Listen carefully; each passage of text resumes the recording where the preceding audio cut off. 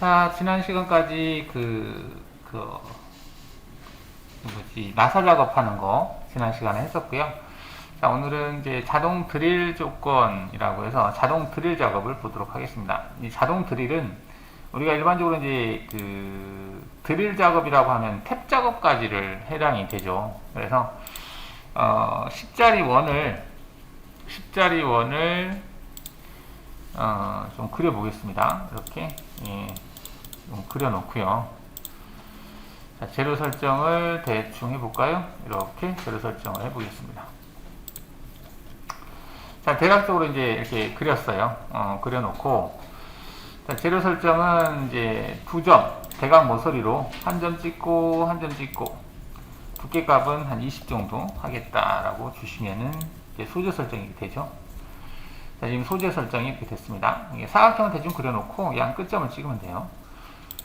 자, 그러면 현재 이제 화면에 보이는 그 10자리 원을 그렸는데, 자, 이걸가 여기에다가 M10자리 탭을 내겠다. 만약에 했을 때요.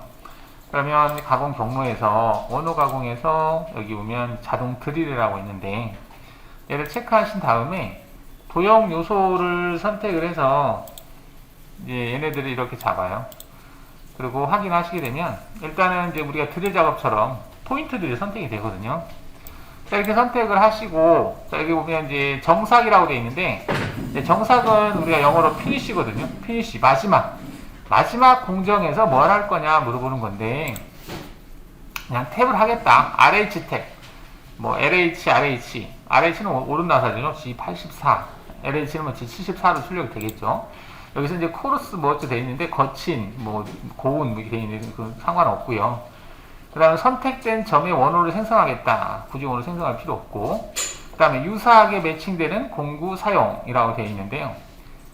이제 딱 정해진 공구만 사용하는 게 아니라 비슷한 공구를 쓰겠다. 그런 내용인데 그냥 체크 안 하겠습니다. 자, 그 다음에 이제 선택한 이 원 있죠. 동그라미. 원에다가 스포트 드릴 작업, 이건 이제 센터 작업이죠. 센터 작업을 할 거냐 물어보는 거예요. 우리가 이제 최종적으로 탭을 내겠다고 했는데, 우리가 이제 초경 같은 경우는 센터 안 찍고 바로 그냥 드릴 작업하고 하잖아요. 네, 그런 경우도 있으니까 센터 찍을래? 물어보면 센터 하겠다. 체크해놓고. 자, 그러면 센터 작업을 하는데 깊이값을 얼마 줄래? 물어보는 거예요. 깊이값 한 3 정도만 주겠다. 자, 그 다음에 이제 센터를 할 때 스폿 드릴을 몇 자리를 쓸래? 물어보는 거거든요. 스폿 드릴? 잘 모르니까 그냥 기본 스폿 드릴 선택 누르겠습니다. 그러면은 근데 스폿 드릴이 뭐 센터 드릴까지도 체크됐네요. 여기서 이 N 스폿 드릴만 얘만 체크해 보겠습니다. 자, 지금 목록에 보니까 스폿 드릴이 5, 10, 15, 20, 25 이렇게 되어 있네요. 근데 우리가 이제 지금 센터만 찍는 게 아니라 나중에 면치까지, 탭 내기 전에 면치를 주는 거 있죠. 그것까지 감안해서 좀 큰 걸로 하겠습니다. 이거 15로 할게요. 확인. 일단은 이렇게 이제 센터 드릴을 선택을 하시고요. 자, 이렇게 해서 이제 센터 드릴 15파이짜리 센터며 면치까지 같이 주기 위해서 좀 큰 걸로 선택을 했고요. 자, 오른쪽에 보시면 이제 스폿 드릴로 못따기를 할 거냐. 이제 우리가 알루미늄 같은 경우는 센터를 찍을 때 못따기까지 감안해서 좀 깊게 뚫는 경향이 있잖아요. 그래서 이런 기능이 있는 것 같습니다. 그래서 이제 안함을 하게 되면 이제 스폿 드릴과 못따기는 별개로 하는 거고, 이제 스폿 드릴 작업에 깊이를 추가하겠다 이렇게 하게 되면 센터를 찍을 때 못따기 간만큼 감안해서 나중에 탭을 기준으로 했을 때 간만큼 감안해서 깊이를 더 주겠다 이렇게 보시면 돼요. 그죠? 그 다음에 만약에 분리된 작업을 생성하겠다 이렇게 하게 되면 센터는 센터고, 그 다음에 못따기는 못따기대로 따로 생성한다 이렇게 보시면 되겠습니다. 자, 일단 따로 해볼게요. 그래서 못따기 크기는 얼마를 줄래 물어보는 건데, M8 그냥 0.8 정도? 뭐 그대로 주죠. 기본값으로 되어 있네요. 자, 그 다음 깊이라고 되어 있는데요. 이거는 이제 탭, 최종 작업 이 탭인데, 탭 작업하는 조건이에요.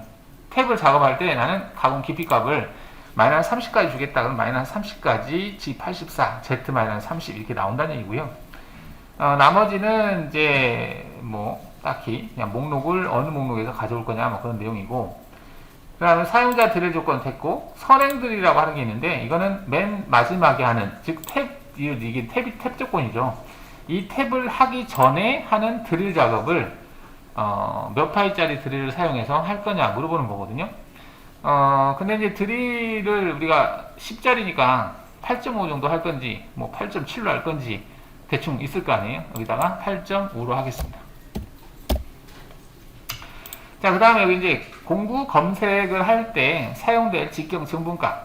네가 이제 8.5라고 했는데, 만약에 8.5 없었을 때, 그 찾을 때 어떠한 기준에서 찾을 거냐, 그런 내용이거든요.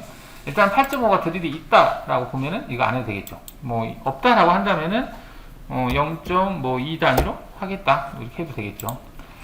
그 다음에 이제 드릴 작업을 할 때는 지금 같은 관통을 할 거니까 이제 똑같이 주면 되는데, 이것하고. 근데 만약에 이제 관통되지 않은 탭을 낸다 하면 드릴을 일반적으로 그 탭보다는 더 깊게 넣잖아요. 그럴 때는 여기 날급 보정을 체크를 해서 얼마만큼 깊이 넣을 건지, 관통 길이, 그다음에 한 이 정도 더 주겠다. 이렇게 해서 확인하시게 되면 그 값만큼을 감안해서 깊이가 적용이 된다. 이렇게 보시면 되겠습니다. 지금 뭐 관통이라고 감안하고 소재가 20이라고 했죠. 20이면은 여기를 마이너스 탭을 기준 마이너스 한 25 정도 주죠. 마이너스 25 정도 주고, 그러면은 얘가 마이너스 25를 기준으로 해서 날끝 그 깊이 한 이만큼 더 주고, 관통 길이 거기다가 그냥 날끝 길이까지 감안해서 더 주겠다. 이렇게 보시면 돼요. 그러면은 25에다가 그 길을 추가하겠죠. 자, 확인해 볼까요? 확인. 자, 확인하게 되면 경로가 여기 생성이 돼요. 경로가 하나, 둘, 셋, 넷, 이렇게 4개의 경로가 생성된 걸 볼 수가 있어요. 자, 그럼 얘를 한번 모의 가공을 클릭을 해서 확인을 해보죠. 화질을 올리고, 색상 변경 체크해서 공구 교체 시에 색상을 변경하겠다 체크하시고, 스텝 볼까요? 자, 센터를 찍는 겁니다. 마이너스 3까지 해서 센터를 찍고 있죠. 센터를 찍고 있고,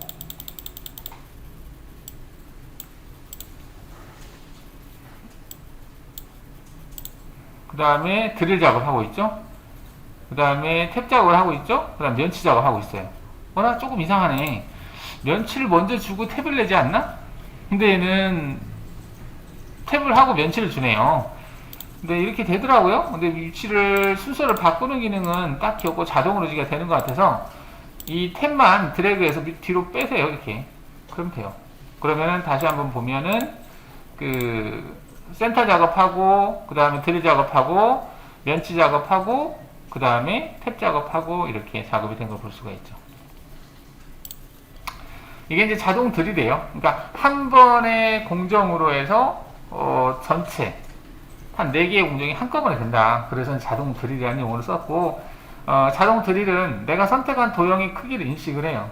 그래서 그 크기에 맞는 탭, 맨 최종적으로 해는 그런 것들을 이제 얘가 알아서 공구 목록에서 찾아다가 사용을 한다라는 건데, 뭐 그닥 쓰는 사람은 못 봤어요. 별로. 이런 기능이 있다라고 참고하시면 되겠습니다.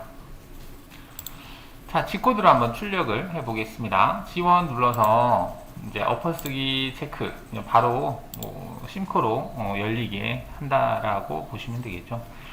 자, 생성이 됐고요. 일단은 처음에 센터 작업이니까 G81. 자, G81로 되어 있죠. 그 다음에가 G83. 자, G83인데 Z-29.554네요.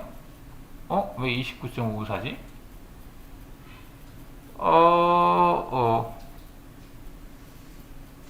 제가 마이너스 30이라고 안 했나? 한번 볼까요?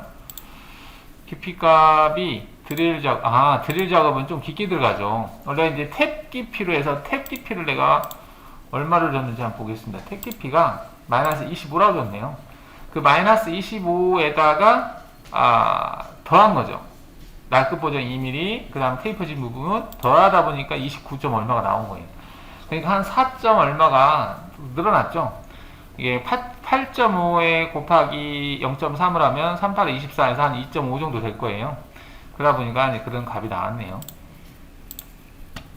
지금 여기 있는 이 값을 이제 날급 보정을 하겠다라고 해서, 그 다음에 이거는 이제 면치 작업이죠. 면치는 81로에서 마이너스 5.8까지 내려갔어요. 마이너스 5까지 내려가면 M10짜리 탭 기준으로 해서 일치하는 값이죠. 거기다가 C값 0.8을 더 준 겁니다. 그 다음에 맨 마지막에는 25까지 탭을 내겠다라고 했기 때문에 그대로 마이너스 25라는 값이 나온 걸 볼 수가 있겠습니다. 이렇게 출력을 하는 거예요. 지금 이거는 이제 포스트가 대략적으로 이 정도 하면은 뭐 문제가 되지는 않겠죠. 네. 자, 시작 콜 조건 설정. 자, 이미 생성되어져 있는 포켓이라든지 이런 작업에 그 진입하는 그 구간, 이제 플런지라고 해서 Z축으로 내려가는 구간에 그 드릴 홀을 자동으로 생성해 주는 기능이다라고 보시면 되겠습니다. 자, 얘를 하기 위해서 이 툴패스는 지우고 여기를 포켓 작업을 해 보려고 합니다. 포켓 작업 하는데 안쪽으로 약간 옵셋을 해서 영역을 잡아 놓고요. 원들은 필요 없으니까 지우겠습니다. 지우고 이렇게 해놓고, 자, 지금 소재가 이렇게 설정이 돼 있어요. 이렇게 설정되어 있는 상태에서 이 안쪽 영역을 포켓 작업으로 파내겠습니다. 10파이짜리 평으로. 자, 가공 경로에서 여러분들 포켓 가공 배웠죠. 그 다음에 체인 잡고 확인.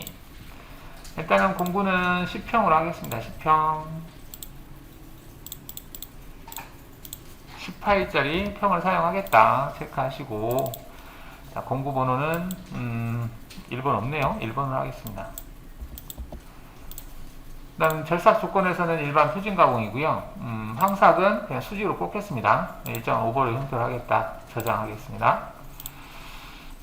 그 다음 진입 동작은 자동으로 부여니까 수직으로 그냥 꽂는 거죠. 정삭은 한 0.5 정도를 정삭 여유로 해서 황삭 작업을 하겠습니다. 진입 뽑기는 0.5 정도 주겠습니다. 0.5. 왜 0.5냐면 우리가 정삭 여유를 0.5를 줬으니까 황삭으로 0.5를 남겨놓고 작업했으면 실제 그 미저삭된 정삭에서 미저삭된 부분은 0.5잖아요. 그래서 진입 뽑기가 0.5 정도만 되면 되겠죠. 그 다음 연결 조건에서는 이제 가공 깊이를 마이너스 한 15까지 작업을 해보겠습니다. 자, 이렇게 0에서부터 마이너스 15까지를 가공 범위로 하겠다 해서 확인하시게 되면 여기 작업이 되죠. 자, 그러면 이제 얘를 그 모의 가공에서 보면 이렇게 해서 작업이 된다는 얘기거든요. 이렇게 15만큼 팠어요. 자, 15만큼 팠는데 경로를 다 생성하고 보니까 얘가 수직으로 들어가도 될까? 지금 수직으로 꽂았잖아요. 수직으로 들어가도 될까라는 그게 생기죠. 이렇게. 그러면 엔드밀이 들어가는 이 자리, 지금 이 자리가 엔드밀이 이렇게 들어갔는데 이 자리에다가 수직으로 들어가는 자리를 찾아서 여기에다가 드릴은 구멍 뚫는 용이니까 이 드릴로 여기다 스타트 홀을 뚫어주자. 그래서 엔드밀이 들어갈 때 부하가 걸리지 않게 뚫어주자 라고 하는 거죠. 그게 시작 홀이라는 기능입니다. 자, 그럼 여기 들어가는 자리에다가 드릴을 어떻게 뚫는지 한번 보겠습니다. 가공 경로에서 원호 가공에서 여기 시작 콜이라는 게 있어요. 시작 콜. 그러면 기존에 생성된 경로를 얘가 선택을 하면 그 경로에서 수직으로 들어가는 구간을 찾아서 거기에다가 드릴로 쿵쿵쿵쿵 찍어준다는 얘기예요. 시작 콜을 선택한 다음에 어떤 걸 대상으로 할래? 이걸 대상으로 하겠다 선택해 주시고, 자, 그러면 여기서 사용하는 공구 10파인데요. 그 공구에 대해서 추가적인 직경 여유랑, 직경 여유량은 내가 목록에서 드릴을 선택을 할 건데, 자동으로 드릴을 선택할 건데, 기존에 여기서 사용된 공구에서 여유값을 줄래 말래 물어보는 거예요. 이게 10파이짜리 그 엔드밀이니까 10파이짜리 드릴로 뚫을래? 아니면 여유를 0.5 정도 줘서 10.5짜리 드릴로 뚫을래? 물어보는 거예요. 여기다가. 그럼 0으로 하겠다 하면 10파이짜리 드릴을 찾아서 사용하겠다는 얘기고, 그 다음에 깊이도 추가적인 깊이 여유량. 너가 이 경로를 생성할 때 깊이 값을 얼마로 줬니? 제가 15로 줬잖아요, 마이너스. 그러면 그 15라는 깊이를 그대로 적용해서 드릴을 할래? 아니면 드릴 작업할 때 자국이 남을 수 있으니까 약간 한 0.2 정도를 여유를 줄래? 물어보는 거예요. 0.2 정도 여유를 주겠다라고 하면 얘 깊이보다 0.2 정도 덜 들어가요. 즉 밑에 자국을 드릴 자국을 만들지 않겠다라는 얘기죠. 자, 그러면 이제 여기에서 지금 여기값을 주고 뭐하고 했는데, 그러면은 그 공구를 어디에서 찾을래? 이게 공구 목록입니다. 목록이 mm_mm으로 되어 있다네. 딜 언더바 mm. 이렇게 됐으면 확인하시면 알아서 들어가는 부분을 찾아서 거기다 드릴을 꽝꽝꽝꽝 찍어줘요. 자, 드릴 찍은 것을 여기 재생성 한번 해주시고, 뭐야, 재생성이 안 돼. 선택이 안 됐나?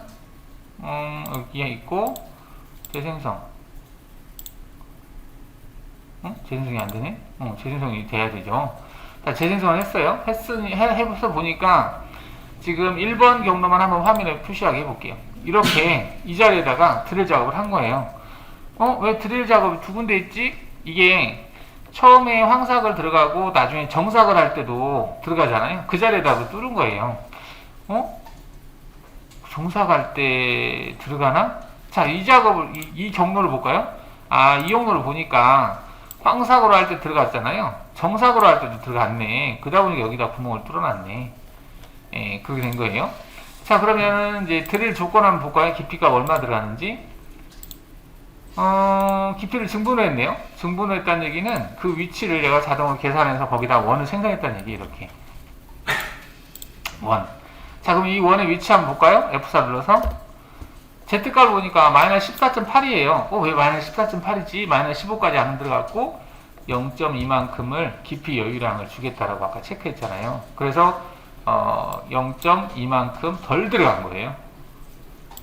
자, 그러면 얘네들을 모의가공해서 보면, 모의가공? 왜 안 해? 이게 여기 선택해야 되나? 얘가 선택이 안 되려고 그러네요. 두 개 선택해서 모의가공 체크하고, 재료 지정을 다시 해라. 재료 설정 돼 있는데 뭘 다시 하라고 그러지? 자, 모의가공을 해 보려고 합니다. 재료의 크기를 계산할 수 없습니다. 재료 지정을 사용하시오.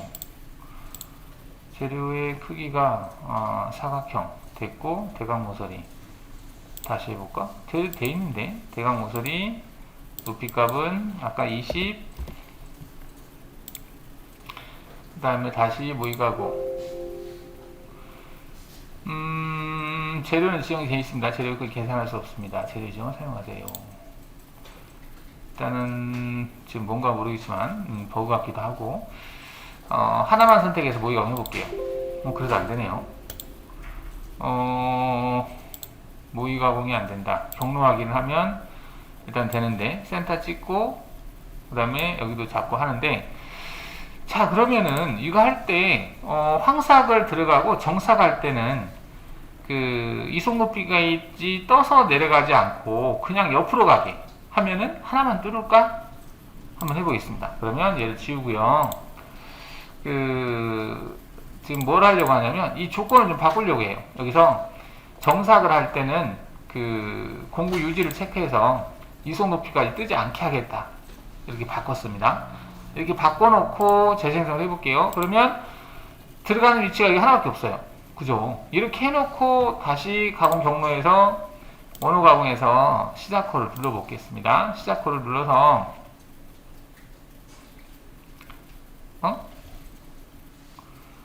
시작코를 눌렀는데 왜 아무 반응이 없을까? 가공 경로에서 원호 가공에서 시작콜, 지금 어딘가에 지금 화면이 기능이 실행이 되고 있네요. 일단 잠깐 멈추겠습니다. 자, 이게 이제 지금은 공구 유지를 체크했기 때문에 경로가 시작하는 거 보면 가운데서 들어가서 작업하고 나서 맨 마지막에 이제 정삭할 때는 그대로 Z값을 유지한 상태에서 가서 정삭을 하게 해놨거든요. 해서 이제 빠져나오게 해놨죠. 자, 이렇게 해놨기 때문에 실제적으로는 Z축 진입하는 것이 하나밖에 없어요. 하나만 있는 게 맞거든요. 여기 하나만 지금 Z축으로 진입을 하기 때문에 시작콜도 사실은 여기에서만 생성이 돼야 돼요. 시작콜도. 그런데 얘가 좀 그렇지 않다라는 거죠. 자, 시작콜을 다시 한번 원호 가공에서 시작콜 선택한 다음에 이걸 대상으로 하겠다.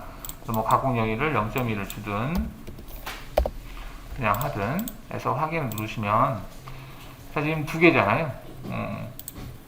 여기 하나, 여기 하나. 사실 여기는 인식하면 안 되거든요. Z축으로 내려간 게 아니라서. 근데 지금 인식을 하고 있네요. 자, 이럴 경우에는 여기 점에 가서 그 부분 지워야 되겠죠.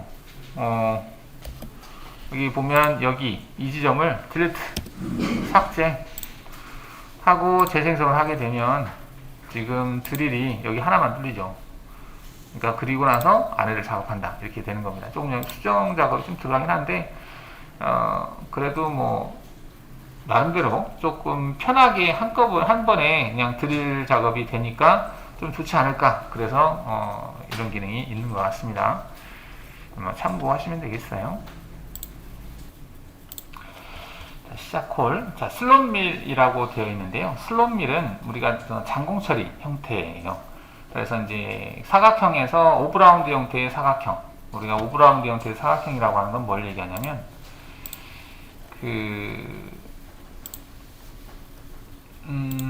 지우고 평면 보기에서 여기에다가 지우고 오브라운드 형태를 한번 그려보겠습니다. 사각형에서 사각 형태 그리기에서 오브라운드 그리겠다 체크해 주시고 이렇게 그리시면 이렇게 그려지는 게 오브라운드 형태라고 해요. 그러니까 사각형인데 양 그 부분을 R로 이렇게 처리하는 형태. 자, 이건 이제 오브라운드 형태라고 하는데 이렇게 그려진 것만 가능해요. 이게 이제 슬롯밀이라고 하는 게. 자, 그래서 가공 경로에서 원호 가공에서 슬롯밀을 체크하시고 체인을 선택을 해요. 그러면 이 영역을 작업하겠다라는 얘기거든요. 공구는 뭘로 할래? 18짜리 평을 하겠다 체크하시고요. 일단은 연결 조건만 체크해 보겠습니다. 연결 조건에서 0에서부터 마이너스 15까지 하겠다. 마이너스 15까지 하겠다 해놓고 확인 눌러보겠습니다. 자, 그럼 이렇게 경로가 생성이 돼요. 근데 얘는 이제 어느 정도 그 경로의 기본 틀이 만들어져 있어요. 근데 이거를 포켓 가공을 한다라고 하면은, 포켓 가공도 뭐 이런 식으로 만들 수는 있을 건데, 이것저것 손대야 되는데, 슬롯밀은 아예 처음부터 이렇게 생성될 수 있는 경로예요. 자, 공구가 이동하는 걸 보면, 공구가 내려가서, 지금 이거를 이제, 우리가 이 형태가 램프 가공 중에서 슬롯 폭을 선택했을 때 들어가는 형태거든요. 이렇게 램프 형태. 근데, 폭을 가지고 있는 램프 형태. 그리고 Z-15까지 내려갔으면, 그때부터는 밖으로 이제 퍼져나가는 겁니다. 원호 형태를 그리면서. 지금 얘가 좀 특이하게 여기에서 원호 형태로 들어가서 다시 또 조금 크게 원호 형태, 그 다음 또 크게 원호 형태, 또 크게 원호 형태 이런 식으로 퍼져나가요. 보면 이렇게 해서 한번 돌고, 그죠? 여기서 또 한번 봅니다. 이렇게. 그러니까 고속 가공 형태하고 좀 비슷해요. 각져 있는 경로가 없죠. 각져 있는 경로가 없이 부드러운 형태로 작업이 돼요. 근데 여기 각져 있네. 이 부분에 각졌을까? 방금 각지게 들어간 것 같은데? 제가 잘못 봤나? 지금 이제 각지게 들어왔다가 다시 들어간 것 같아요. 돌고 빠져나오는 형태거든요. 좀 특이한 형태예요, 경로 자체가. 이 경로와 경로 사이가 일반 포켓으로 하면 이게 이렇게 연결이 안 되는데 면은 좀 깨끗하게 나오겠죠. 면 형성은 깨끗하게 나오면서 일정하게 깔끔하게 나오긴 하는데, 단점이라고 하면은 얘는 이제 오브라운드 형태가 아니면 경로가 생성이 되지 않습니다. 얘랑 모의 가공해서 볼까요? 이렇게 보면 화질 높이고 약간 속도 느리게, 자, 플레이 해보면, 자, 이런 식으로 해서 안에를 장공 처리할 때 이런 모양으로 작업할 때는 참 깔끔하게 나와요. 그리고 뭐 스택 간격 뭐 주고 뭐하고, 물론 여기 세세한 조건을 들어가면 그런 내용들이 있긴 하겠죠. 가공 형태 공구 됐고, 여기 저기 절삭 조건에서 컴퓨터 좌측 180도, 이거 이제 진입 복귀 할 때 그 원호의 각도를 180도로 해서 지금 보면은 여기 원호 각도가 180도 좀 돌면 들어가는 거 볼 수 있죠. 그 다음 오버랩은 이제 경로를 한번 중첩되게 생성한다라고 보시면 되겠고요. 법선 형태 진입복귀도 있네요. 각지게 들어가는 거. 그 다음에 램프로 진입할 때 이제 진입 각도를 몇 도로 할 거냐. 지금 3도로 돼 있어서 약간 이제 급하게 들어가는 경향이 있는 것 같습니다. 그리고 헬릭스를 원호 형태로 출력하겠다. 헬릭스라고 하는 것은 여기서 보시면 이제 헬릭스 형태가 있어요. 이 부분이 헬릭스 형태거든요. 원호 형태를 띄면서 Z값이 바뀌는 형태. 직선 같은 경우는 램프라고 취급하는데 여기 모서리에서는 원호 형태로 돌잖아요. 근데 그게 이제 깊이가 바뀌면서 들어가거든요. 그럼 이걸 헬릭스, 나선 형태라고 보면 되겠죠. 그걸 이제 지공일로 출력할 거냐, 아니면 원호 형태로 출력할 거냐, 그걸 선택하는 부분이다. 자, 그럼 이제 스텝 간격은 이제 공구의 반경만큼 옆으로 가면서 이제 절삭하겠다. 그 다음에 이제 정삭을 할 때는 한 번 하겠다. 0.5로 이런 내용들이 있는 거고요. 깊이가 뭐 다 똑같은 내용이고, 연결 조건에서는 0에서부터 마이너스 15까지 하겠다. 이렇게 된 거죠. 확인하시면 이런 식으로 나온다. 그리고 이제 얘도 뭐 직코드 생성하면, 백플로 눌러서 확인해보면 이런 식으로 경로가 생성되는 것을 볼 수 있다. 공구가 내려와서 이런 식으로 들어가는 거죠. 그래서 측면 정삭 한 번씩 하고 마무리한다.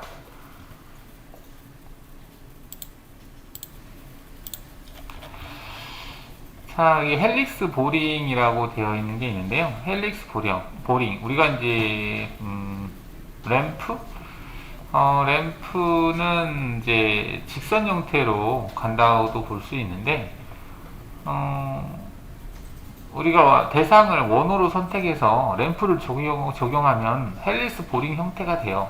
이 헬릭스 보링이라고 하는 것은 이제 절삭을 할 때 나선식으로 들어가면서 절삭하는 것을 얘기한다라고 보시면 되거든요.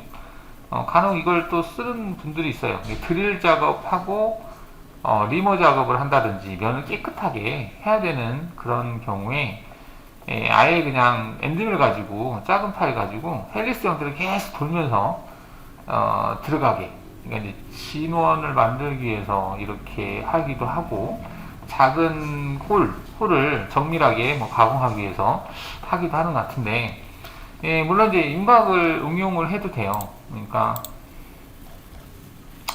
자 보면은 여기를 삭제를 하고 여기다 원을 그려보겠습니다. 자, 원을 12파일을 만들어 볼까요? 12파일? 14파일? 자, 14파일을 만들어서 원을 하나 만들어 볼게요. 여기를 이제 제거를 할 때 가공 경로에서 윤곽 가공으로 해서 해볼까요? 윤곽 가공해서 체인을 이렇게 잡고요. 여기를 삐비비 돈다 생각하면 되겠죠. 공구를 근데 12로 했으니까 18자로 하긴 좀 그렇고, 12니까 6으로 하면은 12인데 6으로 하면은 반절이죠. 그럼 좀 그렇다. 8자로 해볼까? 자, 공구를 8자로 한번 해보겠습니다. 8파이짜리 평엔드밀로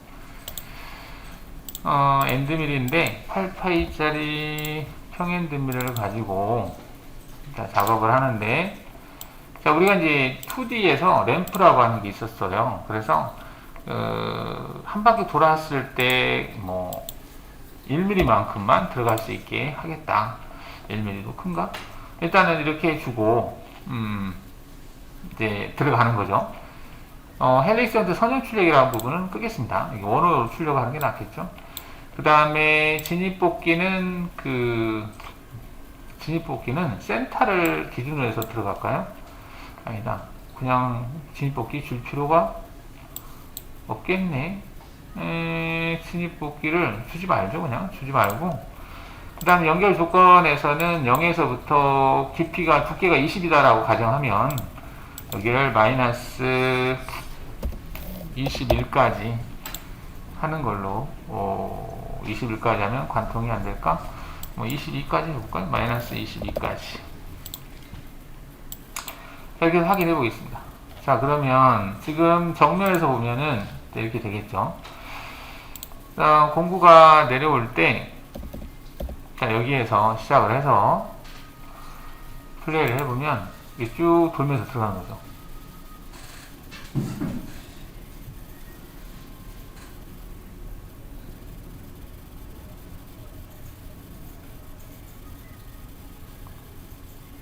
자, 돌면서 들어가는데, 자, 얘를 모의가공에서 보면, 자, 플레이 했을 때 들어가는 거죠.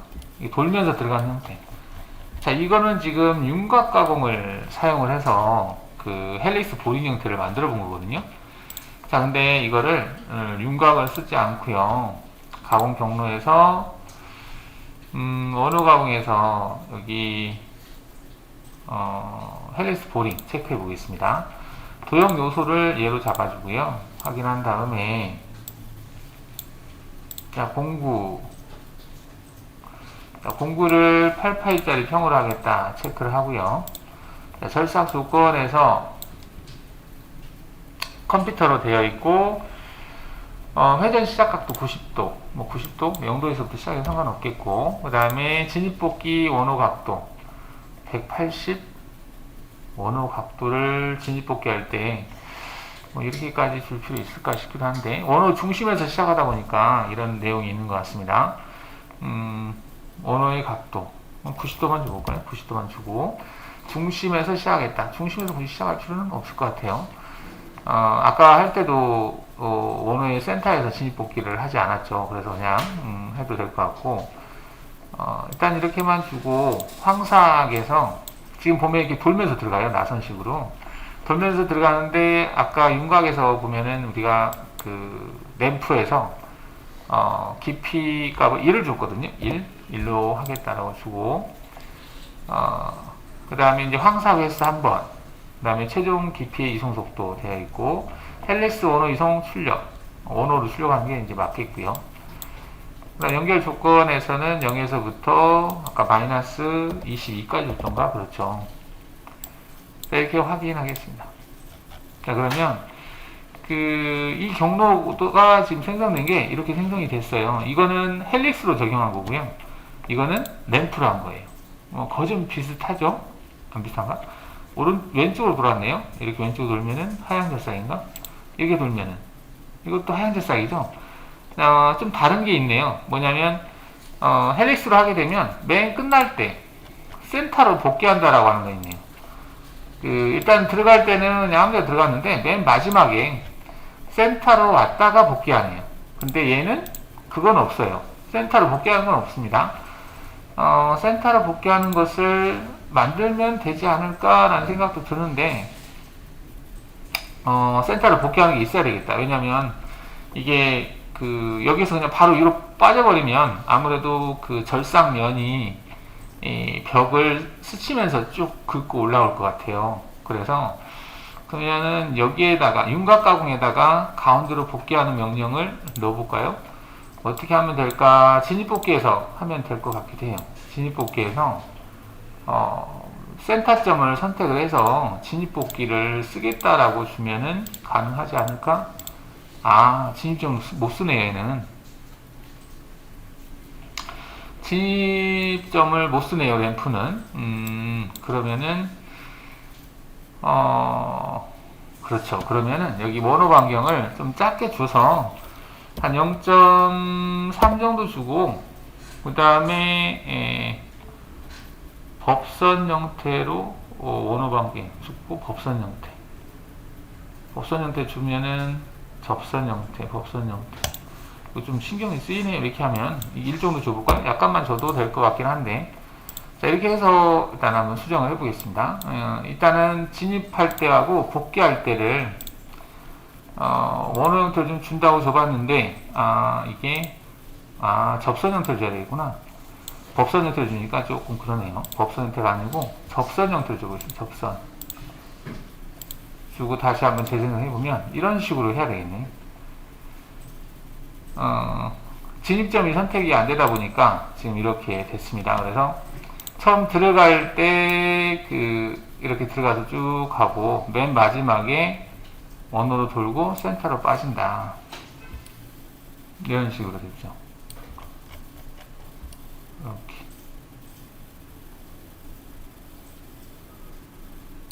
이런 식으로 작업이 가능하다 이렇게 보시면 되겠죠.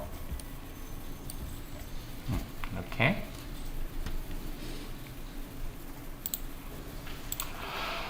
자, 헬리스 보링 기능을 봤고요. 자, 선형 배열이라고 되어 있는데요. 선형 배열은 우리가 이제 장비에서 작업을 할 때 테이블의 크기가 보통 이제 크죠. 그래서 바이스를 하나 놓고 작업하는 경우는 좀 드물죠. 그래서 보통 한 서너 개를 놓고 같은 영상을 만약에 작업을 한다라고 치면 그럴 경우에 똑같은 영상을 이제 한 4개를 만든다 라고 했을 때요. 했을 때 공구별로 이렇게 순서를 정리를 해서 1번 공구가 4개를 다 작업하고 다시 이제 공구 툴체인지 하고 2번 공구가 와서 다시 4개를 작업하고 또 툴체인지 하고 이런 식으로 정렬을 할 때 필요가 있을 수 있죠. 그러니까 하나의 공구를 1, 2, 3, 4번이 다 작업하고 하나의 공작물을 다시 또 2번 공작물을 또 1, 2, 3, 4, 5번이 다 교체하면서 작업하고 이렇게 하는 게 아니라 이렇게 한다면은 이거는 그냥 프로그램만 보조 프로그램식으로 호출해서 워크 좌표를 바꿔서 작업을 하는 형태잖아요.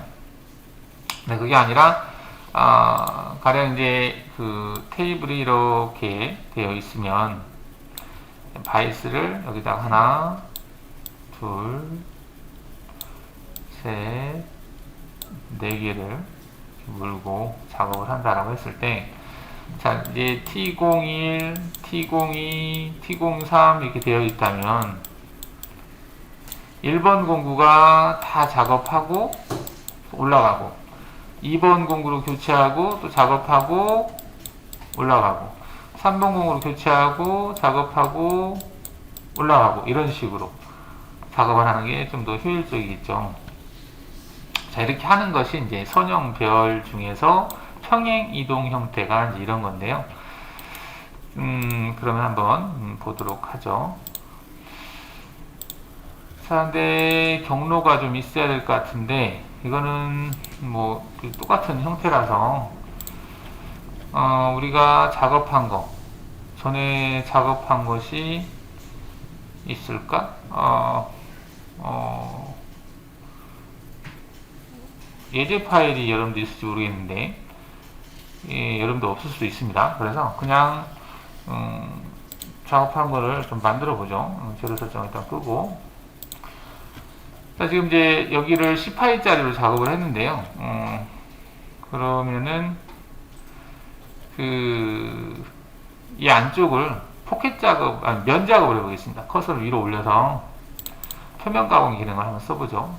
가공 경로에서 표면 가공 체크하시고 영역을 선택을 하시고요. 자, 공구는 10평으로 하겠습니다. 절삭 조건에서는 여기를 뭐 다이나믹으로 체크해 볼까요? 네, 기본값으로 그냥 쓰는 걸로 하고, 연결 조건에서는 재료 상단을 1로 잡아보겠습니다. 1로. 그 다음 절대값 0까지. 1에서 0까지만 겉 표면을 살짝 제거하는 걸로 해보겠습니다. 그러면 이렇게 작업이 되겠죠? 재료 설정을 상단을 1로 잡아보겠습니다. 1. 자, 그러면 이제 재료 설정이 이렇게 되어 있죠. 정면에서 봤을 때 약간 위가 높죠. 자, 그러면 지금까지 한 걸 한번 모의가공 해보면, 일단은 윗면을 제거하고, 그 다음에 이제 안에 헬릭스 보링 형태로 들어간 것들을 볼 수가 있죠. 공구가 얘도 8이고, 하나만 하죠. 얘는 일단 지울까요? 지우고, 하나의 경로를 더 추가해 보겠습니다. 일단 페이스 커터 있고, 엔드밀 있고, 그 다음 드릴 작업을 해볼까요? 드릴 작업을 가공 경로에서 드릴 가공 체크하시고, 수동으로 하나, 둘, 셋, 넷 찍어보겠습니다. 이렇게. 공구는 스폿 드릴로 하죠. 스폿 드릴이 아까 썼을 것 같아요. 스폿 드릴. 절삭 조건은 드릴 사이클로 하고, 가공 깊이는 한 마이너스 3까지만 찍을게요. 0에서부터 마이너스 3까지 찍는 걸로 하겠습니다. 자, 그러면은 이제 여기까지 한 게 다시 한번 모의 가공을 해서 확인해 보면,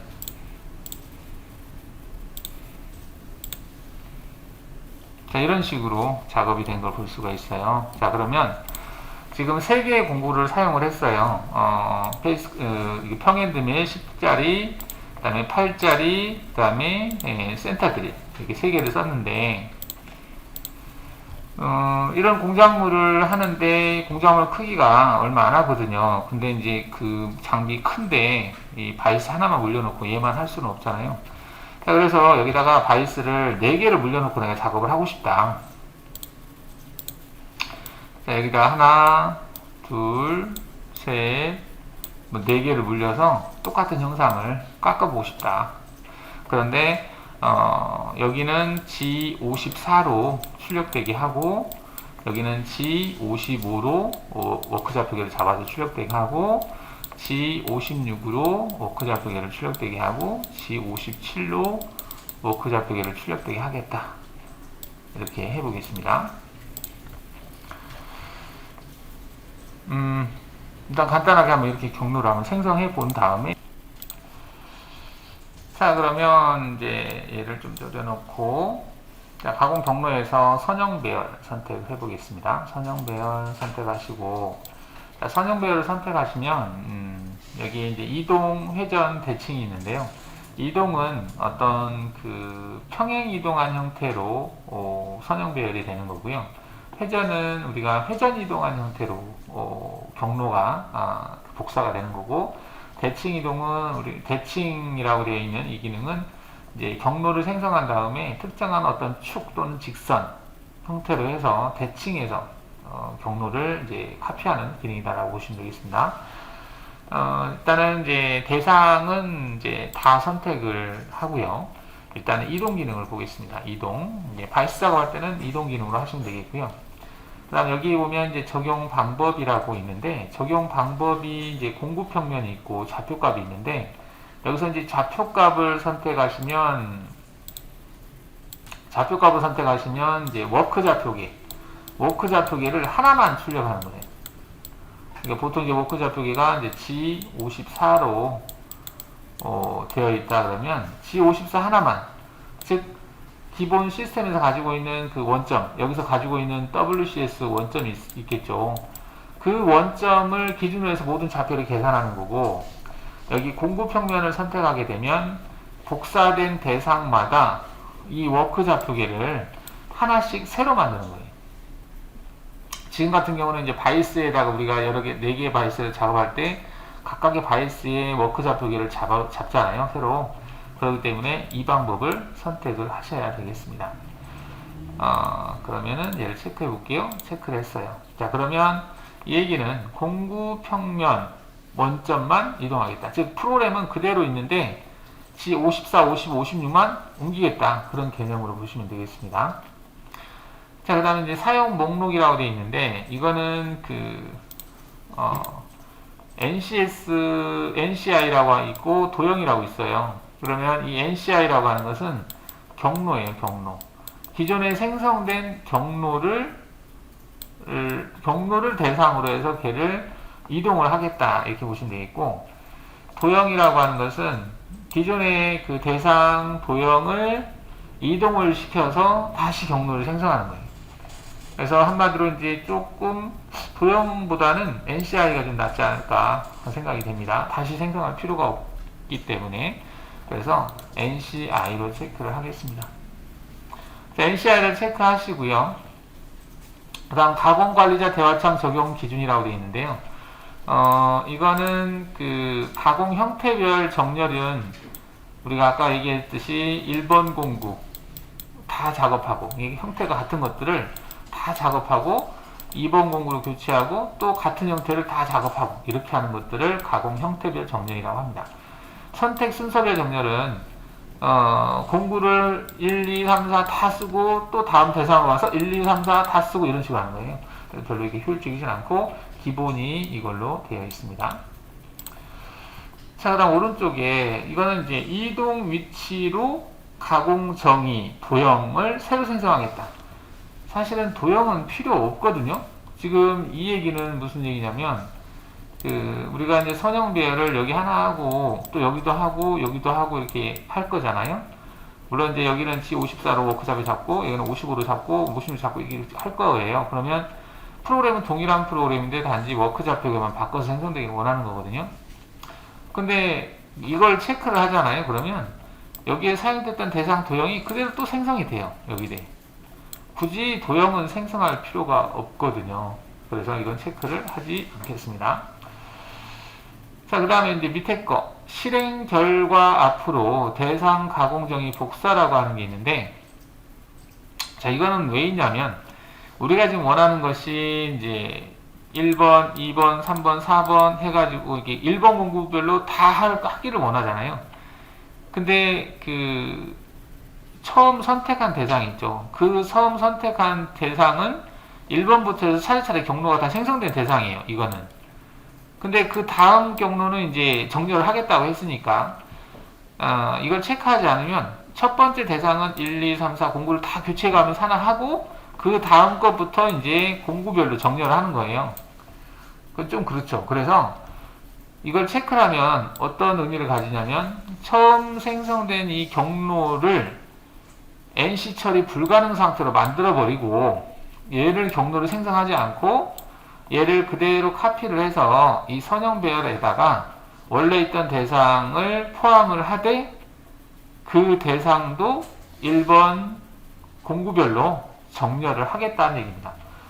그래서 일반적으로 얘를 많이 씁니다. 왜냐면 얘를 체크 안 하면 기존에 1번 처음에 선택한 경로는 공구를 막 교체해가면서 생성하기 때문에 맞지가 않죠. 그래서 다 공구별로 하기 위해서 첫 번째 것도 거기에 포함을 시키고 대신에 첫 번째 거는 NC 처리 불가능으로 바꾸겠다라는 의미를 가지고 있습니다. 그래서 얘를 체크해 볼게요. 그러면 얘가 이게 체크가 돼요. 즉 복사를 했으니까 처음 대상을 복사해서 다음 이게 새로 생성된 경로에 포함을 시켰다는 얘기거든요. 그러면 원래 있던 것은 경로 NC 처리 불가능, 즉 NC 코드가 안 나오게 해야만이 중복돼서 어떤 경로가 생성되는 걸 방지할 수 있다는 거죠. 그래서 이렇게 체크를 하시고요. 그 다음에 서브 프로그램을 생성하겠다라고 되어 있는데 이 부분은 뭐 할 필요 없을 것 같고요. 이걸 하면 이제 서브 프로그램을 만드는 건데 이제 공구가 바뀌면서 하기 때문에 복잡해져요. 여러 개가 있을수록 복잡해지는 체크할 필요 없고, 자, 여기서 이제 자동 옵셋 번호 부여라고 하는데, 옵셋 번호라고 하는 것은 우리가 워크 좌표기 번호예요. 워크 좌표기 번호가 지금 이제 옵셋에 들어가면 워크 좌표가 G54, 그 다음에 G55, G56 이렇게 있고, 한 페이지 넘어가면 G57, G58, G59 이렇게 되어 있죠. 물론 그 이상도 가능합니다. 그 이상은 G54.1, P1 이렇게 되죠. 그 다음에 54.1, P2, P3면 쭉 넘어가잖아요. 이렇듯이 이제 가는데 나는 시작을 할 때 54는 시스템에서 쓴다든지 또는 특정한 어떤 그 위치를 잡아놨다라고 한다면은 55부터 나는 적용을 하고 싶다. 한 칸씩 올라가게. 55, 56, 57, 58, 59 이렇게 쓰고 싶다. 그럴 경우에 시작하는 번호, 여기를 이제 세 번호 부여라고 하는 걸 체크해서 시작 번호가 0번이면 54예요. 1번이면 55가 됩니다. 2번이면 56이에요. 그래서 이제 얘를 체크하고 0번을 체크하면 처음에 54로 시작을 해서 우리가 4개를 만든다 그러면 54, 55, 56, 57이 되는 거예요. 근데 이제 여기를 1로 하게 되면 55부터 시작을 해서 55, 56, 57, 58까지 나온다. 이렇게 보시면 되겠죠. 자, 일단 55부터 시작하는 걸 해보겠습니다. 그 다음에 이동을 체크하면, 자, 얘는 뭐냐면 우리가 평행이동 형태하고 비슷한데 지금 이제 바이스가 옆으로 쭈루룩 4개가 정렬되게 한다라고 친다면 X로 4개, Y로 하나 이렇게 하시면 됩니다. X방향으로 4개, Y방향으로 하나. 이거는 이제 인스턴스라고 하는 게 개수를 얘기하고요. 그 다음 간격이 있는데 이 간격은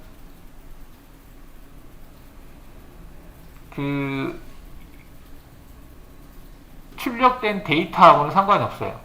그러니까 우리가 이거를 지금 여기에서 모양을 보기 위해서는 한 150 정도 떨어뜨려 보겠습니다. X방향으로. Y방향으로는 0으로 해놓고. 자, 이렇게 하게 되면, 이렇게 하고 이제 확인 눌러볼게요. 자, 이 얘기는 아까 우리가 X방향으로 여러 개를 만든다고 그랬잖아요. 그래서 간격을 150만큼 떨어뜨렸다는 얘기거든요. 자, 그럼 이렇게 생성이 돼요. 지금 아까 150이라고 하는 것은 여기에서부터 여기까지 거리가 150이라는 얘기거든요. 150. 네, 그렇다고 해서 여기 있는 좌표가 여기를 기준으로 해서 x가 150인 위치에서 좌표가 x값이 출력되느냐? 그건 아니에요. 왜냐면 아까 우리가 생성될 때 워크 좌표계를 이동하겠다라고 했거든요. 그러니까 워크 좌표가 여기 있었으면 여기를 기준으로 생성됐고, 만약에 이제 오른쪽으로 가면 여기를 워크 좌표가 기준이 돼서 얘가 또 생성이 돼요. 그래서 프로그램 경로는 똑같은데 단지 워크 좌표계만 하나씩 바꿔가면서 생성이 된다. 프로그램 경로는 동일하다. 이렇게 보시면 됩니다.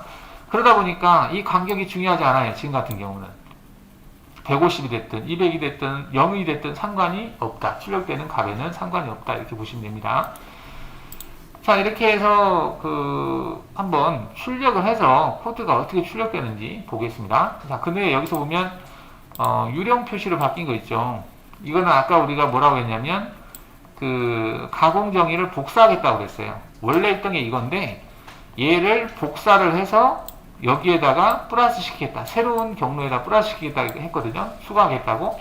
그러면 얘가 경로가 생성되면 얘를 복사해서 여기다 집어넣는데 중복돼서 또 생성되니까 안 되잖아요. 그래서 그냥 전체를 그룹으로 선택해서 NC 코드 출력을 했을 때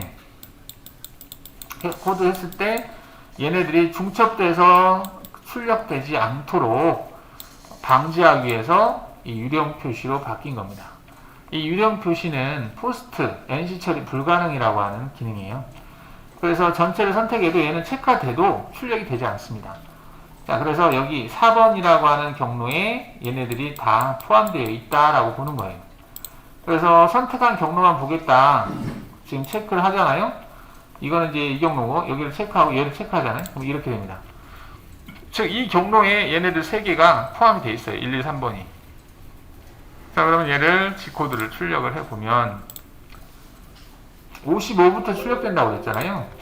그럼 55부터 출력이 됐는지 한번 보겠습니다. 이번에는 55부터 출력이 됐죠. 55부터 출력이 됐고 55부터 출력이 됐는데 하다 보면은 55가 아니고 56이 나올 때가 됐는데 없네. 56일 때 잘 안 보이네요. 자, 이렇게 보면은 몰라요. 이게 56이 어디 있는지. 이럴 때 보는 게 여기 싱코에 뭐냐면 이제 옵셋 번호를 부여할 수가 있어요. 여기 옵셋 번호 제부에서 55부터 시작하죠. 55를 0으로 잡았을 때 56을 X방향으로 150만큼, 57을 300, 58을 450 이렇게 확인해 볼게요. 이렇게 표현이 되죠. 그러니까 옵셋 번호라고 하는 것은 여기를 이제 G54로 출력이 됐어요. 자, 여기는 G55로 출력됐죠. 50으로 출력되고 56으로 출력되고 얘는 G57로 출력되고 얘는 G58로 출력된 거예요. 이 간격은 의미가 없어요.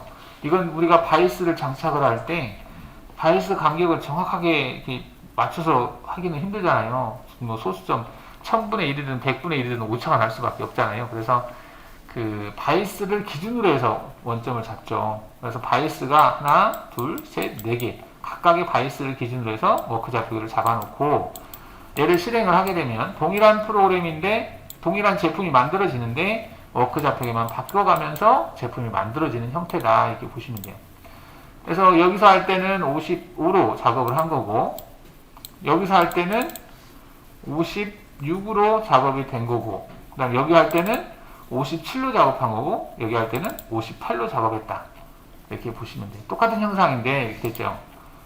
그러니까 공구를 바꿔가면서 그 작업을 다 마치는 거지. 다시 보면 이 공구로 다 작업하고 그 다음에 돌아가서 다음 공구로 바꿔서 작업하고 또 바꿔서 작업하고 이렇게 된다라는 얘기죠.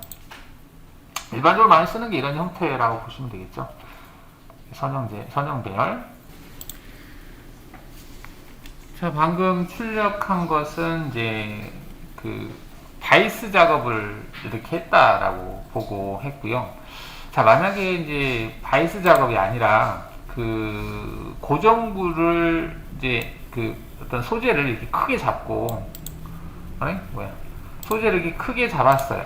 이게 소재라고 보면. 그러면 하나의 경로를 이 소재에다가 여러 개를 잡는데 워크 좌표기를 따로따로 잡을 필요가 없죠. 그래서 워크 좌표기를 하나만 쓸 때, 자, 그러면 여기에서 그 조건에서 아까는 공구평면을 썼었잖아요. 그럼 좌표값을 적는 거지. 좌표값을 적으면 기존에 이제 워크 좌표기를 하나만 쓰고, 여기는 이제 자동으로 부여를 체크해서 하나만 쓰고 경로를 생성하는 거예요. 그럴 경우에는 이 간격이 중요하죠. 이 간격값만큼 x값이 차이가 나거든요. 자, 근데 이때 여기다가도 y로도 3개 정도를 하겠습니다. y 값도 한 150 정도 주는 걸로 해서 재생성을 하게 되면 이렇게 되거든요. 뭐 간격이 여유가 있지만 이렇게 됐다라고 치면, 현재 얘를 G코드를 출력하게 되면 현재 이 간격이 중요해요. 간격만큼 떨어져서 X값이 출력되거든요. 하나의 워크 좌표계를 뭐 여기다 잡아도 되고, 지금 여기다 잡았는데 여기를 기준으로 해서 모든 좌표들을 계산하는 겁니다. 자, 얘를 G코드를 출력을 해보겠습니다. G1 눌러서 출력을 할 때 얘 누르면 이렇게 되거든요. 근데 지금은 워크 좌표기가 하나밖에 없어요. 자, 하나인지 어쩐지 지금 보면 어떻게 아느냐, 어떻게 할까?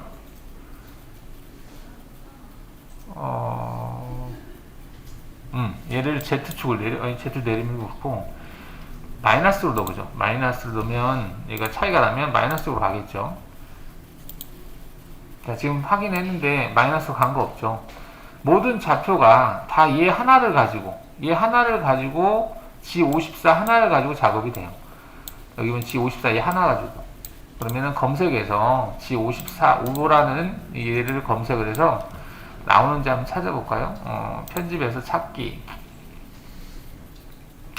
눌러서 G5를 찾아볼게요. G5 다음 찾기, G54 다음 찾기, G54 다음 찾기, G54 다 G54죠. 55, 56, 57이 없다는 얘기예요. 하나의 워크 좌표계로 작업이 됐다. 이거는 이제 뭐 면판 작업을 한다든지, 또는 어떤 지그를 정확한 값으로, 위치 값으로 지그를 팠을 때, 지그를 파놓고 거기다 공작업을 물려서 작업할 때, 이럴 때는 이런 형태로 작업하는 게 맞겠죠. 자, 선형 배열에서 이제 이동 형태를 봤고요. 여기에서 회전 형태라고 하는 것도 있긴 한데, 회전 형태도 많이 쓰지는 않지만, 얘는 이제 그 경로가 많았을 경우에, 가령 우리가, 자, 이거는 이제 일반적으로 이런 형태를 많이 쓰겠지만, 가령 이제 기어 같은 거, 기어라고 톱니 모양이라고 해야 될까요? 그런 걸 작업을 했을 때는 3D 형태로 그 경우에 따라서 타야 될 경우가 있기는 한데, 얘를 센터를 기준으로 해서 원을 한번 그려보겠습니다. 원의 크기를 한 120 정도 그려볼게요. 자, 120 정도 그렸는데, 그 여기에다가 자그마한 원을 이렇게 그려볼게요. 10자리를 그려볼까요? 10자리 이렇게 그렸습니다. 자, 등각보기 하면 이렇게 되겠죠. 자, 그런 다음에 얘를 가지고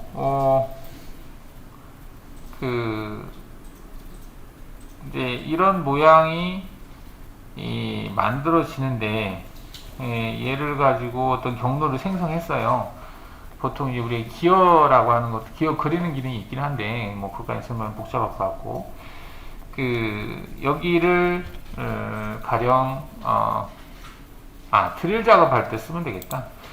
여기를 탭 작업을 해볼게요. 여기다가 가공 경로에서 우리가 원호 가공에서 나사 자동 드릴 기능을 선택을 해서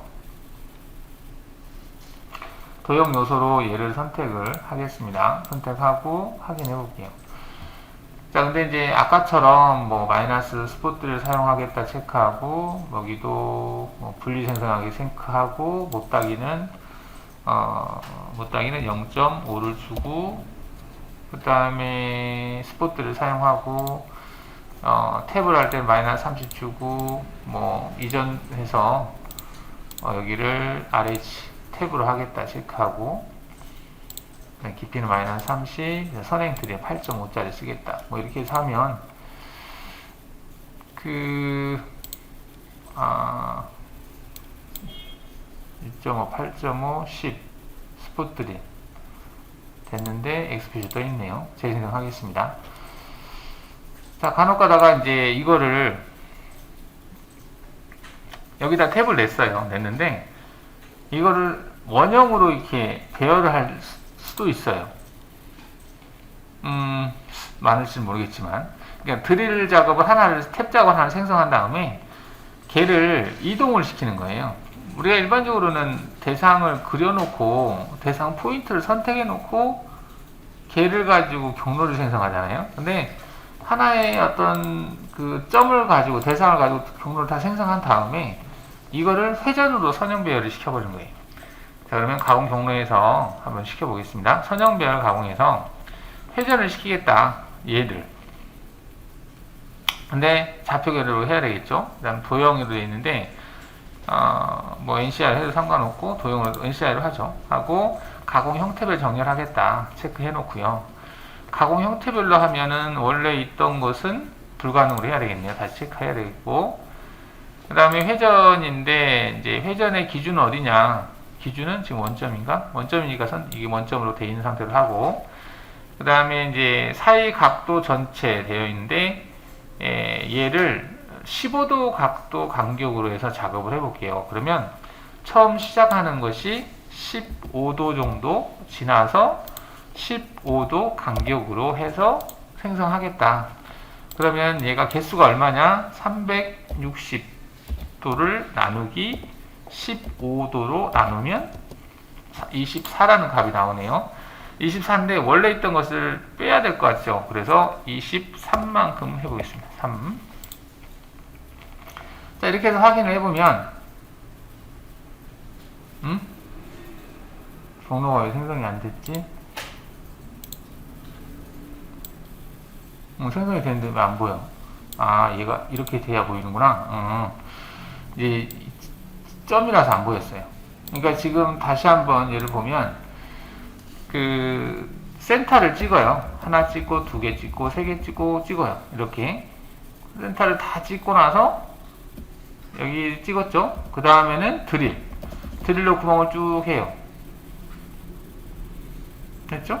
그 다음에 이제 탭 작업을 쭉 하는 거죠. 그리고 면치를 쭉 주는 거예요. 이렇게도 하는 사람이 있던 것 같아요. 예전에 재료 설정을 다시 한번 해보면 이렇게 소재를 잡아주고, 재료 설정을 대각 모서리로 이렇게 잡아보겠습니다. 소재 두께를 20으로 한번 줘보고, 자, 그러면 얘를 모의 가공을 해서 한번 보면 이런 식으로 작업을 할 수도 있다는 얘기거든요. 이럴 때 응용할 수 있겠어요. 뭐 이제 그 3D 형태로 해서 그 기어 형태를 만들고 걔를 이제 선형 배열을 시키는 경우가 있었는데, 그 3D 형태로 하면은 장점이 뭐냐면 이 선형 배열이라고 하는 것은 하나의 경로가 생성이 됐는데 그거를 복사하는 개념이거든요. 근데 선형 배열을 시키지 않고 각각의 경로를 생성하면 데이터 양이 많아져요. 근데 하나를 생성한 다음에 그것을 복사한다라고 하는 개념으로 여기에 넣어버리면 그 경로 생성하는데 데이터가 줄어듭니다. 이게 NC 코드가 줄어든다는 얘기가 아니고 얘가 다시 재계산을 한다든지 뭘 할 때 그 기존에 생성된 거를 돌려버렸기 때문에 이동을 시켰기 때문에 데이터 양 이런 것들이 좀 감소되거든요. 그래서 이제 하나만 생성해서 걔를 돌리는 형태, 우리가 이제 보조 프로그램 쓴다는 형태로 생각을 하셔도 좀 좋을 것 같아요. 이제 선형배열 회전 형태를 이런 식으로 활용을 할 수 있다 이렇게 보겠습니다. 선형 회전 이동은 뭐 워크 좌표계를 여러 개를 쓸 일은 거의 없죠. 하나의 워크 좌표계로 돌려버리는 거니까 원형으로 이렇게도 활용할 수 있겠다 보시면 되겠습니다. 자, 이제 선형 배열에서 대칭 이동이라고 하는 걸 볼 텐데요. 대칭 이동. 가끔 도면에 보면 여러분들이 이제 대칭 이동하세요라고 하는 문구가 적혀져 있는 게 있어요. 도면에. 그런 걸 가공할 때 필요할 것 같아요. 대칭 이동할 때. 보통 이제 윤곽 가공할 때 그게 좀 필요할 것 같아서 드릴보다는 이거를 지우고 자, 얘를 오른쪽으로 이동을 시켜 보겠습니다. 이렇게 이동을 시켜 보죠.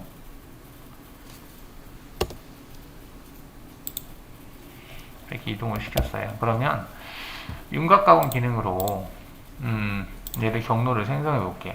이렇게 생성을 했어요.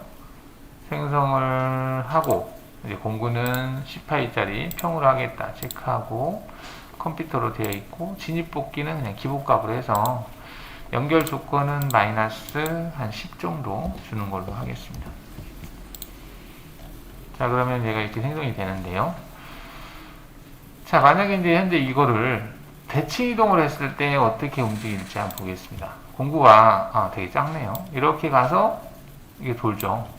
하향 절삭이기 때문에 이게 돌았어요. 이렇게 돌아서 빠졌죠. 자, 그러면 얘를 Y축을 기준으로 해서 이게 이제 Y축이죠. 이 Y축을 기준으로 해서 대칭 복사를 하겠다라고 하겠습니다. 그러면 가공 경로에서 선형별에서 대칭 복사를 하겠다. 방금 생성한 경로를. 이때 이제 대칭을 한다는 얘기는 일반적으로 워크 좌표계를 그대로 쓴다라고 보시면 되겠죠. 대칭을 뭐 여러 개를 하는 게 아니고 하나만 대칭하는 거기 때문에. 그리고 도형으로 되어 있는데 뭐 별 의미는 없을 것 같아요. 그 비슷하다고 보시면 될 것 같고, 자, 여기는 이제 기본값을 놔두고 일단은 원래 있던 거는 그대로 생성하는 게 맞겠죠. 맞고 이동된 것만 대칭 이동을 하겠다라고 보시면 되겠습니다. 자, 이때 이제 어떻게 하는지 보는데 기본적으로 x가 0인 y축으로 되어 있어요. 일반적으로 이걸 많이 쓰겠죠. x축을 기준으로 대칭 이동하는 경우는 좀 드문다라고 보시면 될 것 같고요. 자, 이렇게 했을 때 x가 0인 y축이다. 자, 일단 확인해보죠. 확인했어요. 자, 근데 copy by 지오메트릭으로 해야 된다라고, 지오메트릭으로 하면 안 되고 NCI로 해라네요. NCI로 해라. 그러면 NCI로 해라. 그래서 그냥 체크했습니다. 조건이 아까 이게 NCI로 해서 하라는 얘기 같아요. 그래서 NCI로 바꿨습니다. 자, 그러면 이 경로는 이렇게 되어 있는데 이 경로를 이렇게 바꾼 거예요. 얼핏 보기 똑같아 보여요. 근데 한번 차이를 한번 볼까요? 자, 얘는 내려와서 이렇게 하향 절삭으로 작업을 한 걸 볼 수 있어요. 하향 절삭으로. 자, 얘는 어떻게 되는지 보죠. 얘는 이렇게 들어가면 하향 절삭인가? 돌고 빠졌네요. 똑같이 하향 절삭으로 작업이 된 거는 맞네요. 그죠? 근데 시작하는 위치가 다르지 않나? 지금 얘는 여기서 시작했어요. 근데 얘는 여기서 시작했어요. 즉 시작하는 위치가 달라요. 얘가 그대로 넘어가면 그대로 여기서 시작해야 되잖아요. 근데 얘는 여기서 시작했어요. 이게 왜 이렇게 되냐면 그 절삭 형태를 유지하겠다라고 체크되어 있어서 그래요. 그러니까 얘가 하향 절삭으로 작업을 했으면 그 대칭 복사한 대상도 하향 절상 형태로 하겠다 라고 하는 거죠. 그러면 여기를 조건에서 한번 보죠. 뭐 때문에 그럴지. 여기에 보면은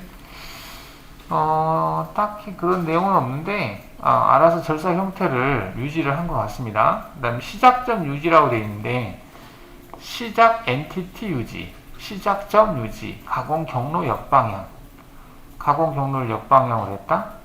이걸 체크해 볼까요? 체크하고 한번 재생해 보겠습니다. 다음 어떻게 해서 바뀌는지 보죠. 얘가 이렇게 가서 똑같은데? 네, 똑같네요. 그럼 얘도 똑같아요. 차이점 없는데 일단은 경로를 이동을 시킨 건데 NCI를 이동을 시킨 건데 그냥 그대로 이동했으면 좋겠는데 이렇게 해야 그대로 이동하려나? 이게 상향 하향이 바뀌면서 이 경로가 바뀌었다는 거죠. 이것도 그대로네요. 이것도 이제 하향으로 하면서 바뀌었죠. 시작한 위치가. 이게 어디 있을 텐데 이게 여기든가? 둘 중에 하나일 것 같은데 이게 안 바뀌네요. 지금 시작하는 위치가 하향으로 계속 바뀌어 있는데 이게 이제 하향을 대칭 이동하면 상향이 되거든요. 원래대로 한다면. 근데 이제 그것이 얘가 알아서 이제 하향으로 지금 바꿨어요. 하향으로 되어 있다 보니까 이런 것을 대칭 이동이라고 보시면 되겠습니다. 대칭 이동. 윤곽 형태가 조금 신경이 쓰이는 부분이죠. 상향이든 하향이든 그것은 유지를 해야 되니까. 나중에 뭐 드릴 작업이나 이런 것들은 뭐 그대로 가는 거기 때문에 별 문제가 되는 건 없고요.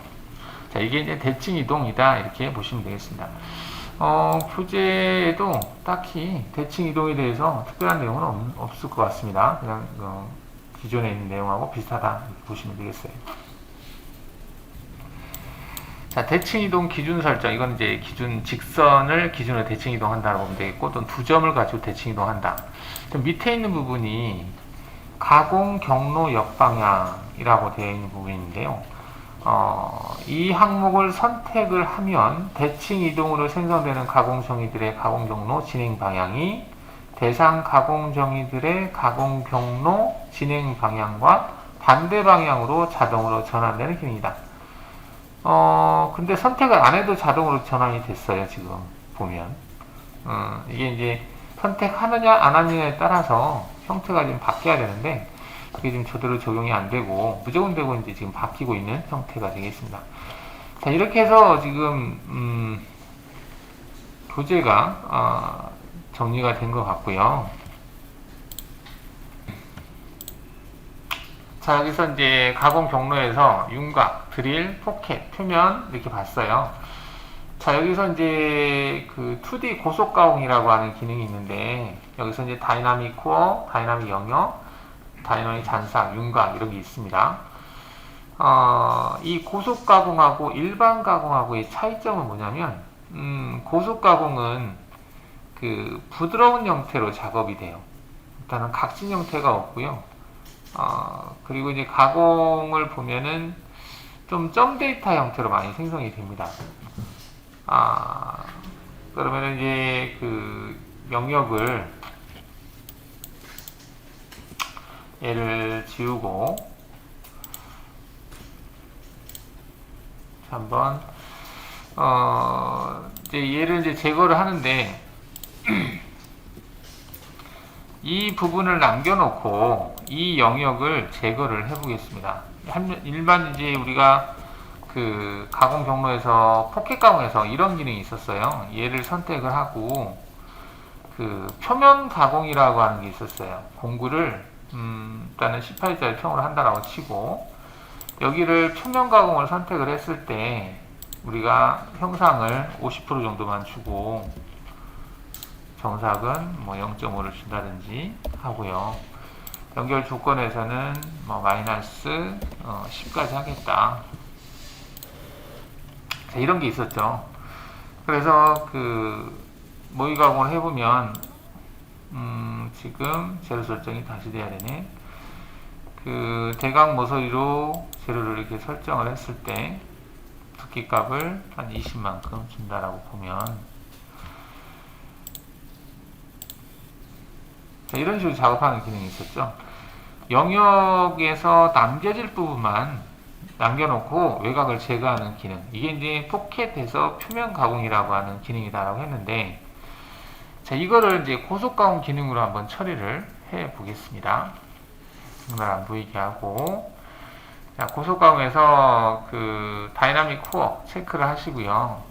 외곽 체인 잡고 안쪽 체인을 잡겠습니다. 확인. 자, 그러면 일단은 단일 영역으로 해서 두 개의 영역을 잡았고요. 이 상태에서 확인을 해보겠습니다. 확인하고, 자, 이제 고속 가공 기능에서 보면 이제 여러 가지 기능이 있는데, 그 중에서 이제 코어 밀로 우리가 지금 작업을 하고 있는 거고, 자, 공구는 10평으로 해보겠습니다. 그 다음에 나머지는 일단은 놔두고 연결 조건만 마이너스 10으로 바꿔볼게요. 자, 이 상태에서 확인해 보겠습니다. 고속 가공 기능이 이제 어떤 차이가 있냐면, 얘 경로가 이제 일반 2D 형태 가공이에요. 2D 형태 가공은 그 절삭 부하를 일정하게 유지를 못해요. 그러니까 얘를 가지고 경로를 보면 처음에 들어갈 때 100%가 먹죠. 여기 이렇게 100%가 먹습니다. 그 다음에 이제 그 스택 간격은 아까 이것도 100%가 먹어요. 근데 그 다음부터는 50%씩 먹어요. 이것도 100%네요. 이게 그 측면 간격을 50%를 줬기 때문에 그 한번 작업을 하고 나서 그 다음 작업할 때 얘가 이쪽으로 지나갈 거거든요. 그러면 기존에 이제 한 것에서 50% 정도만, 아까 측면 가공 50% 줬던 것 같은데 50%만 이제 적용을 해야 되는데, 일정하게 50% 줬잖아요. 일정하게 50% 적용해야 되는데 실상은 그 부하가 변동이 심하다는 거죠. 100% 걸렸다가 50% 걸렸다가 40% 걸렸다가 막 지 마음대로 해. 그러니까 피드나 회전수를, 절삭 조건을, 최적의 절삭 조건을 못 맞춰요. 왜? 수시로 변동이 되니까 부하가. 일단은 최고로 부하가 많이 걸리는 데다가 맞출 수밖에 없는 거죠. 100% 걸리는 데다 맞출 수밖에 없어요. 그런데 고속 가공 기능은 그렇지가 않아요. 지금 얘 같은 경우를 보면 공구가 여기서 들어가죠. 들어갈 때 아까 그 부하를 그 최대 얼마로 할지는 지금 선택을 안 했는데, 들어갈 때 보시면 그 서서히 부하가 걸리면서 들어갑니다. 여기 들어가고 있죠. 들어가서 지금 여기도 거의 일정하게 지금 계속 들어가는데, 외곽을 지금 한 바퀴 돌고 있는데, 조건 한번 다시 보죠. 절삭 조건에서 측면 가공 여유를 많이 줬네요. 측면 가공 여유를 줬다라고 하는 것은 이제 안쪽에 또는 바닥 여유를 줬는데, 일단은 여유를 주지 않고 해보겠습니다. 여유를 주지 않고, 자, 그 다음 하향 절삭하겠다. 하향 절삭하겠다. 이건 다 아는 내용이고, 날끝 다 아는 내용이죠. 그 다음 접근거리. 접근거리가 6이라고 되어 있는데요. 6만큼 떨어져서 들어가겠다는 얘기예요. 우리가 10파이니까 6만큼 떨어져서 들어가겠다라고 하면은 멀찌감이 떨어져서 들어간다는 얘기죠. 그 다음 스택 간격이 25% 되어 있네요. 그래서 2.5만큼만 절삭합니다. 그 이상은 절삭하지 않겠다. 그 다음에 최소 가공 경로 반경. 이거는 지금 경로를 생성할 때 각진 형태로는 안 나온다고 그랬어요. 고속 가공은. 그래서 모든 경로를 라운드로 처리한다는 얘기입니다. 부드러운 형태로 처리해서 작업하겠다. 이거는 경로와 경로 사이 간격이 되겠고요. 그 다음에 여기 이제 접근은, 여기 보시면은 그 처음에 접근할 때 기존에 있는 영역에서 멀찌감치 떨어져서 이만큼 떨어져서 들어가겠다는 얘기예요. 그리고 접근할 때는 하단의 좌측. 하단의 좌측이라는 얘기는 왼쪽 하단에서 들어간다는 얘기죠. 그 다음에 이제 틈새라고 되어 있는데, 이거는 이제 그 경로와 경로 사이를 우리가 이속 높이까지 떠서 옆으로 가잖아요. 보통 일반적으로. 근데 그 공구 지름의 500% 범위 안은 500%라고 하면은 이제 공구 지름이 10이다 그러면 10에 500%니까 50이 되겠죠. 간격이 50보다 작으면 그냥 옆으로 가겠다는 얘기입니다. 틈새라고 돼 있죠. 틈새. 거리죠. 거리를 이 간격 500% 안에서는 옆으로 그냥 가겠다. 자, 옆으로 가는데 이 내용은 뭐냐면 그냥 가는 게 아니라 약간 떠서 가는 거예요.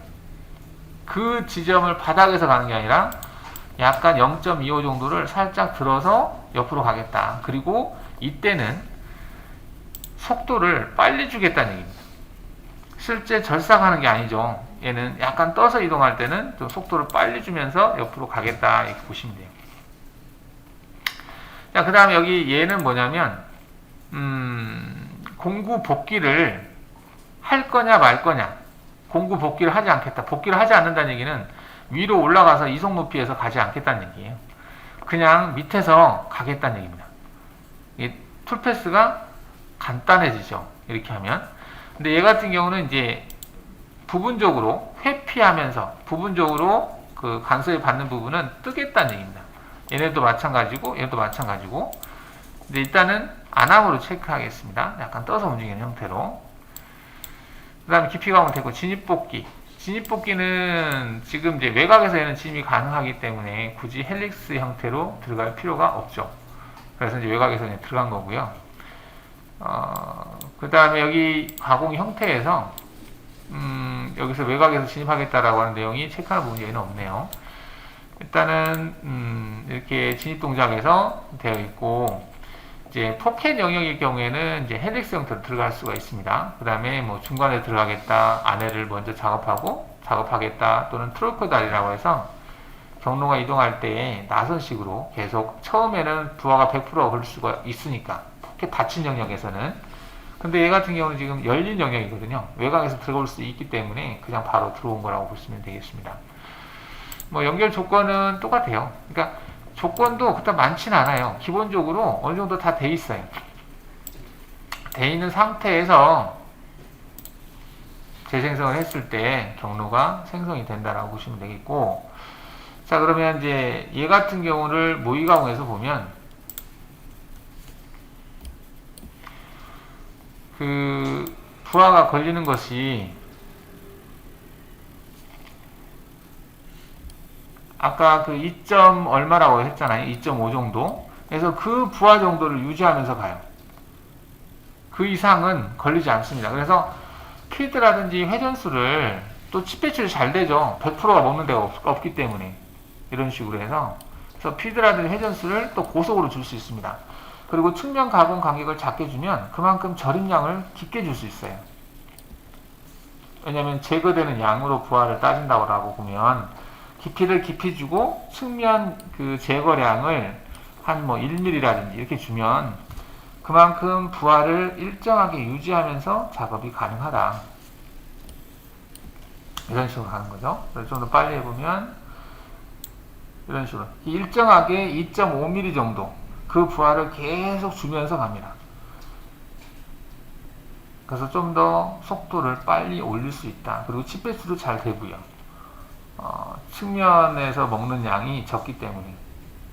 그래서 이제 요즘은 이런 걸로 많이 가요. 근데 이제 단점이 뭐냐면 데이터 양이 엄청 차이 납니다.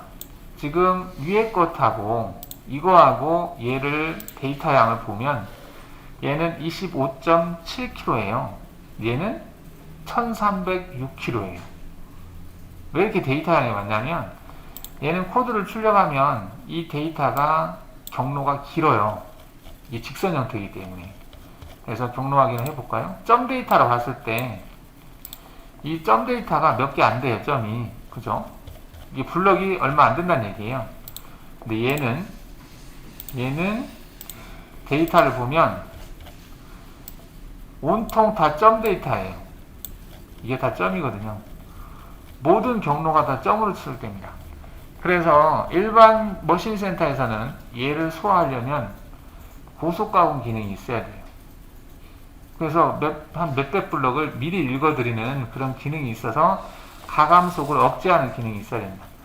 이 아주 짧은 구간도 점들이 엄청 많죠. 이게 100분의 7이에요. 그럼 이거 한 0.1 정도 간격으로 점 데이터가 생성됐다는 얘기예요. 그래서 고속 가공기에서는 맞지만 일반 가공기에서는 약간 버벅거림이 발생할 수 있습니다. 다음 시간에 좀 더 다른 기능도 한번 살펴보도록 하겠습니다. 오늘 여기까지 하겠습니다.